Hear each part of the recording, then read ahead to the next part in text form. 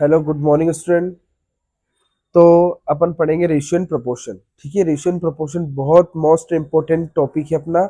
ये टॉपिक हमेशा हर competitive exam में आता है, चाहे वो सीयूटी ले लो, सीए फाउंडेशन ले लो, ठीक है, अदर एग्जाम ले लो, अपने गवर्नमेंट सेक्टर की जितनी भी एग्जाम ले लो, रेलवे ले लो, बैंकिंग सेक्टर ले लो, जितनी भी एग्जाम है, हर एग्जाम में ये रेशियो एंड प्रोपोर्शन बहुत कंपलसरी एक चैप्टर है। ठीक है, तो अपन इसको अच्छे से पढ़ेंगे। मैंने इसकी जो चीजें हैं, जो मोस्ट इंपोर्टेंट अपने पास जो पॉइंट है वो सब मैंने नोट डाउन कर दिए। अब रेशियो क्या होता है? रेशियो किसी भी दो यूनिट का, दो क्वांटिटी का क्या करता है? कंपेयर करता है। जैसे मान लो आप किसी दो नंबर ऑफ स्टूडेंट्स टू है, अगर जो उनके परसेंटेज में भी कंपेयर करेंगे या उनके नंबर में भी अपन कंपेयर करते हैं, तो वो भी क्या है? कंपेरिजन हो गया।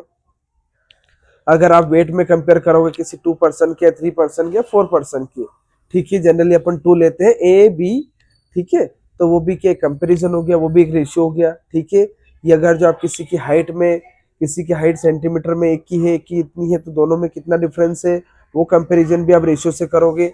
मतलब कंपैरिजन किसी भी यूनिट सेम होनी चाहिए। सिर्फ यूनिट का मतलब मैं वेट और वेट का ही कंपैरिजन कर सकता हूँ। अगर जो किसी का हाइट सेंटीमीटर में, तो सेंटीमीटर में ही कंपैरिजन होगा, मीटर और सेंटीमीटर में नहीं।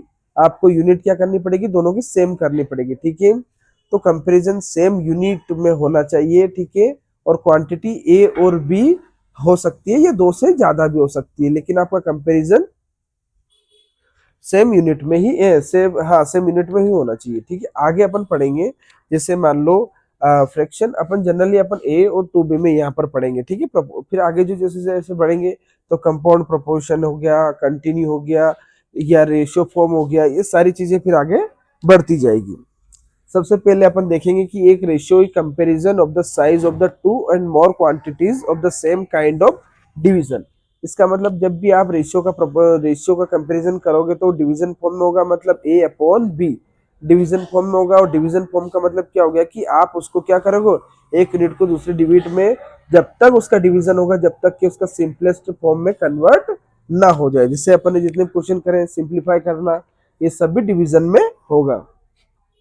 ठीक है, तो रेशियो जो कंपैरिजन होगा of the size of the two and more quantities, two and more quantities भी हो सकती है जिसके साइज का कंपैरिजन हो सकता है। जैसे मैंने बोला हाइट का कंपैरिजन हो गया, उसके बाद हाइट का मीटर में होगा या सेंटीमीटर में होगा, वेट का कंपैरिजन हो गया, परसेंटेज का कंपैरिजन हो गया, ठीक है, हेल्थ का कंपैरिजन हो गया। मतलब किसी भी जो क्वांटिटी यूनिट के फॉर्म में होगा सबका कंपैरिजन हो सकता है। A and B two quantities होगी जिनकी यूनिट क्या होनी चाहिए? सेम होनी चाहिए। अभी आपके बताया कि दोनों की यूनिट सेम होनी चाहिए, या तो मीटर मीटर में होगा, या सेंटीमीटर सेंटीमीटर में, या ग्राम ग्राम में, या फिर केजी केजी में। ठीक है, तो यूनिट का बहुत इंपॉर्टेंट आपको ध्यान रखना पड़ेगा। हाँ ठीक है, रेशियो को मैं फ्रैक्शन फॉर्म में भी लिख सकता हूँ। ठीक है, ए अपॉन बी कौन सा फॉर्म है? ये A upon B, this is the fraction form. लेकिन अगर जो मैं इसको रेशियो में लिखूंगा तो ए रेशियो बी, या कभी कभी ए टू बी लिखा होगा, ये फॉर्म भी आपका क्या कहलाएगा? रेशियो। तो ए अपॉन बी फॉर्म भी लिख सकते हैं इसका, ए रेशियो बी भी लिख सकते हैं, और ए टू बी भी, ये तीनों ही रेशियो में अपन इंक्लूड करेंगे। अपने पास quantities of A and B are called the term of the ratio. Simple चीज है, ए और बी को आप टर्म बोलोगे, A is first term, B is last term. लेकिन मैथमेटिक्स में इसका नाम दे दिया गया, एक का नाम दिया एंटीसीडेंट और एक होता है कॉन्सिक्वेंट। तो एक को फर्स्ट टर्म बोलेंगे, एंटीसीडेंट बोल देंगे, बी सेकंड टर्म होगी जो कॉन्सिक्वेंट हो गया, मैथमेटिकल टर्म है, नाम है इसका, आपको याद रखना पड़ेगा कि फर्स्ट एंटीसीडेंट और कॉन्सिक्वेंट। ठीक है, usually ratio is a compressed lowest term. समझ में बता दिया कि जब तक अपन उसका डिवीजन करेंगे, जब तक उसका सिंप्लीफाई करेंगे, जब तक कि वो, और हाँ डिवीजन और मल्टीप्लाई सेम नंबर से ही होगा। ऐसा नहीं कि आप ऊपर 2 से कर रहे हो तो नीचे 3 से नहीं। अगर जब मल्टीप्लाई ऊपर करोगे तो 2 से ही होगा, और 3 से मल्टीप्लाई दोनों जगह करो तो 3 से होगा। डिवीजन भी कर रहे हो, ए में भी डिवीजन करोगे, बी में डिवीजन करोगे, तो भाई सेम नंबर, आप डिफरेंट नंबर यूज नहीं कर सकते। तो वो भी आपको ध्यान रखना पड़ेगा। यूजुअली रेशियो को कंप्रेस्ड कब तक करेंगे? जबकि वो लोवेस्ट टर्म में ना कन्वर्ट हो जाए। ठीक है, the order of the term in A ratio is important. Term का बहुत इंपॉर्टेंट है। रेशियो का ए रेशियो बी है, बी रेशियो सी है, कि सी रेशियो है, वो बहुत इंपॉर्टेंट चीज है। ठीक है, आगे आगे देखेंगे कि ratio exist only between quantities of the same kinds. अभी बताया कि रेशियो तभी एग्जिस्ट करेगा जब क्वांटिटीज का सेम काइंड की होनी चाहिए, मतलब उनकी यूनिट सेम होनी चाहिए। ग्राम की हो तो ग्राम में, और सेंटीमीटर हो तो सेंटीमीटर, या फिर आप केजी में कर रहे हो तो केजी में, दोनों यूनिट सेम होनी चाहिए, दोनों की क्वांटिटी की यूनिट सेम होनी चाहिए। Both term of the ratio can be multiplied और divide by the same number. अभी बताया कि आपको सिंपलेस्ट फॉर्म में कन्वर्ट करना है उसको, तो division and multiplied by the same number से आप कर सकते हो। ठीक है, अगला point, quantities to be compared by division must be in the same unit. वही वापस से बात हुई कि सेम यूनिट में होना चाहिए। जैसे इसका दे रखा है 150 ग्राम तो 2 केजी, तो इन दोनों का कंपैरिजन नहीं हो सकता। ये ग्राम में है, दूसरा केजी में है, तो मैंने क्या करा, केजी को भी ग्राम में कन्वर्ट कर लिया, तो दोनों ही काय में कन्वर्ट हो गई।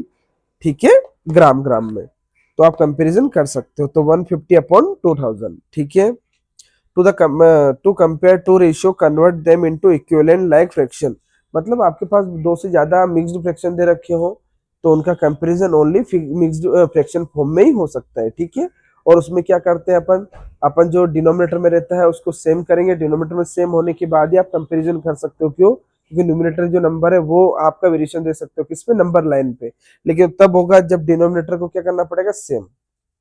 तो आपको रेशियो में ये इतने सारे पॉइंट आपको समझ में आने चाहिए अच्छे से, तब आपको इसमें कमांड इस चैप्टर में अच्छी होगी। पहले यहाँ तक नोट डाउन करो, फिर एग्जाम्पल नंबर फर्स्ट करते हैं। एग्जाम्पल नंबर फर्स्ट देखेंगे अपन कि अपने पास जो भी क्वांटिटीज होती है सेम काइंड ऑफ यूनिट की होनी चाहिए, मतलब उनकी यूनिट क्या होनी चाहिए, सेम होनी चाहिए। तो इस क्वेश्चन में ध्यान से देखेंगे कि अपने पास रेशियो किसका है, 150 ग्राम का और 2 केजी का। इसका मतलब क्या हो गया कि एक ग्राम में है, एक अपने पास ग्राम में दे रखा है 150 ग्राम, और यहाँ पर सेकंड दे रखा है 2 केजी। तो मुझे दोनों की यूनिट सेम करनी पड़ेगी।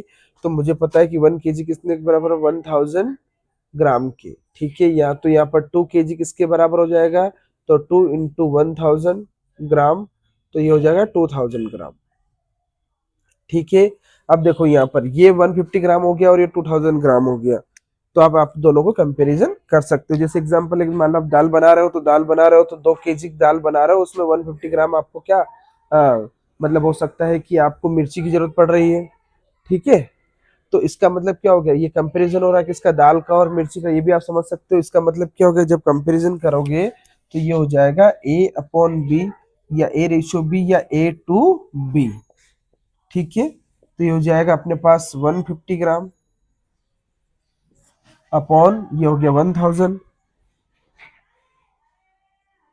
टू 2000, तो जीरो से जीरो कैंसिल हो गया।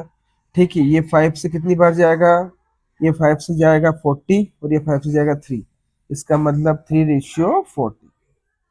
तो आप जनरली एग्जांपल ऐसे बना सकते हो कि मुझे 40 ग्राम दाल में 3 ग्राम अपने को मिर्ची की रिक्वायरमेंट है।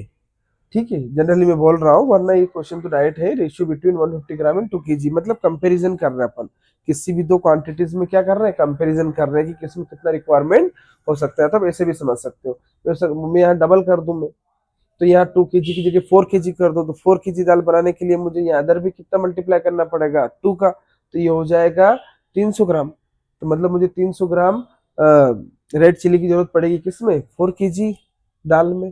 तो ये कंपैरिजन होता है किसी भी दो क्वांटिटीज का, लेकिन सेम काइंड ऑफ यूनिट होनी चाहिए। ठीक है, तो अपन सेम काइंड ऑफ यूनिट कर लिया, तो ये दोनों चीजें काय में हो गई, ग्राम ग्राम में। तो मैं ratio between the 25 minutes and 45 second. अब 25 मिनट्स और 45 सेकेंड दोनों में कंपैरिजन करना है, लेकिन अपने को दे रखा है एक ही यूनिट दे रखी है मिनट्स में और दूसरी सेकंड में होती है। ठीक है, अब अपने को दोनों को सेम कन्वर्ट करना है। कन्वर्ट करेंगे तो अपन जानते हैं कि 1 मिनट बराबर कितना होता है, 60 सेकेंड। हम जानते हैं 1 मिनट बराबर कितना होता है, 60 सेकेंड। तो 25 मिनट से इनको सेकंड में कन्वर्ट करेंगे तो 25 मिनट्स इक्वल टू 25 इंटू 60, तो ये हो जाएगा सेकंड में। तो सेकंड में कन्वर्ट करेंगे तो कितना हो जाएगा, ये हो जाएगा 1500 सेकेंड। समझ में आ गया। 6 का मल्टीप्लाई करोगे तो 6 5 जा 30, जीरो आ गया, उसके बाद 3 कॉमन आ गया, और 3 इंटू 2 कितना करोगे, 12, 12 प्लस 3 15, और एक जीरो ऑलरेडी लगा देंगे अपन, तो ये 1500 सेकेंड आ गया। अब कंपेरिजन करेंगे, या तो ए रेशियो बी कर दो, या फिर ए डिवाइड बाई बी कर दो, या फिर ए टू बी। ठीक है, कंपेरिजन करेंगे तो ये भी 25 मिनट किस में आ गया, सेकेंड्स में, तो 1500 सेकेंड अपॉन रेशियो में कन्वर्ट करेंगे अपन, तो ये हो जाएगा 45 सेकेंड। दोनों सेकेंड में है, तो जब फ्रैक्शन फॉर्म में कन्वर्ट होगा ये, तो 1500 अपॉन 45, ये भी सेकेंड और ये भी सेकेंड। अब क्या होगा, दोनों को कैसे सेम नंबर से डिवाइड करेंगे तो सेम नंबर से डिवाइड करेंगे तो ये 5 9 जा हो जाएगा और ये 5 300 हो जाएगा। ठीक है, 5 3 जा 15 और 300 हो गया। फिर 3 से करेंगे तो ये हो जाएगा 3 3 जा 9 और ये हो जाएगा 100। इसका मतलब ये कंपेरिजन होगा 100:3 या 100/3। ठीक है, समझ में आ गया। तो सेम काइंड ऑफ यूनिट होना बहुत जरूरी है। आप क्वांटिटीज 2 ले सकते हो, 2 से ज्यादा ले सकते हो, लेकिन सेम काइंड ऑफ यूनिट होना बहुत जरूरी है। ठीक है, अब कभी कभी पूछ ले कि ये फर्स्ट टर्म है और ये सेकंड टर्म है, तो फर्स्ट टर्म को क्या बोलते हैं, एंटीसीडेंट, और सेकंड टर्म को कॉन्सिक्वेंट। तो ये टर्म के नाम भी आपको याद होने। ठीक है, तो अगला देखेंगे अपन कौन सा, 3.6 रेशियो 4.8। तो इसमें कन्वर्ट करेंगे अपन।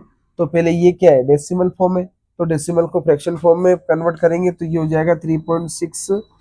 तो यहाँ से डेसिमल हटा जाएगा तो 36/10 हो जाएगा। ठीक है, अगला पॉइंट कौन सा अपना, 4.8। तो 4.8 को अपन डेसिमल हटाएंगे तो ये हो जाएगा 48/10।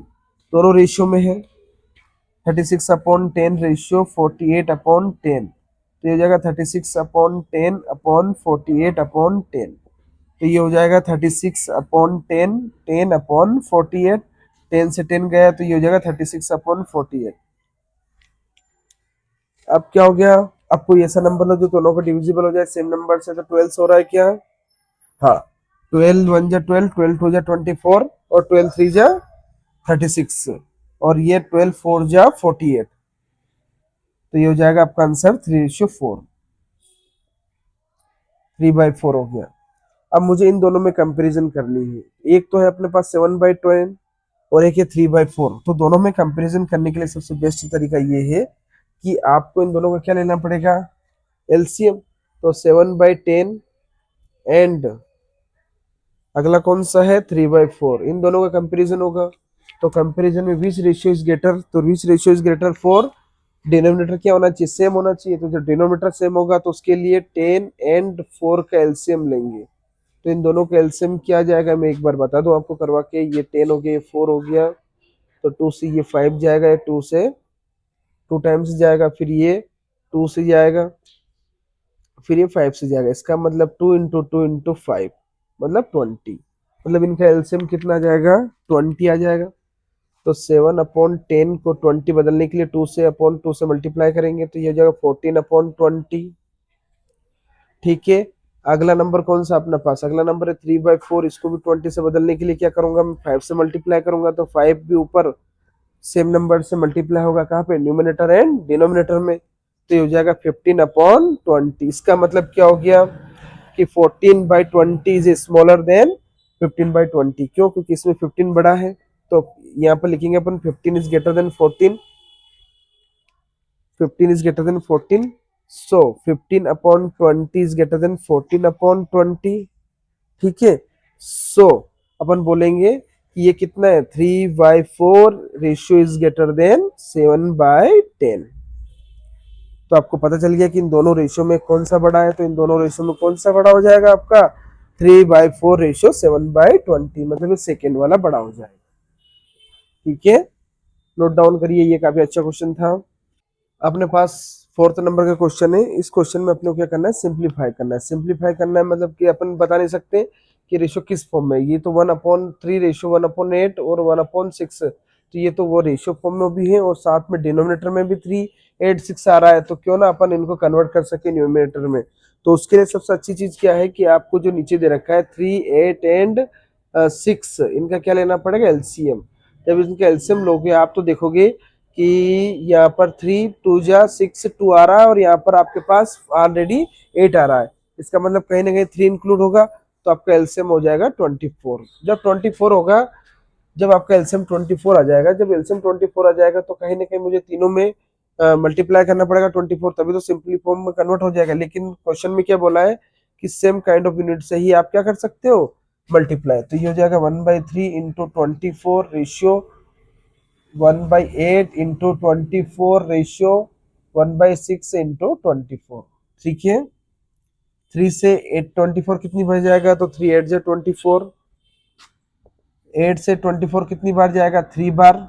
ठीक है, 8 1 जा 8, 8 2 जा 16 और 8 3 जा 24 हो गया।